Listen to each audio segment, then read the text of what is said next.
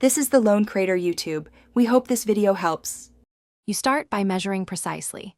Accuracy here saves time later. Measure all 4 walls, doors, and windows and mark distances from one fixed corner so your reference stays consistent. Once done, transfer those numbers to a simple sketch. Don't worry about scale yet, just get every measurement down. Make sure to note ceiling height and any radiators or built-ins.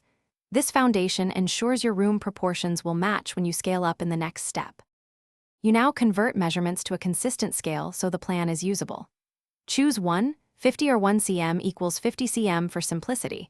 This keeps the drawing compact but detailed. Use graph paper or a simple drawing app and draw each wall segment to scale, then add windows, doors, and swing arcs so functionality is clear. Once drawn, label dimensions and fixed features. This makes future edits straightforward. Make sure to double-check scaled lengths against your original measurements as you go. You finish by placing fixtures and furniture to check flow and fit. This is where practicality meets the drawing.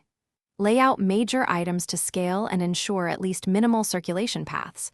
Hallways and door clearances must be realistic. Once satisfied, annotate materials, window treatments, and any elevation notes so installers know what to expect. If something doesn't fit, measure again and tweak the plan. One key troubleshooting tip.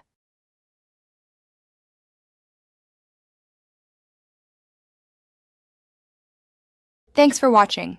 Consider subscribing if we helped you.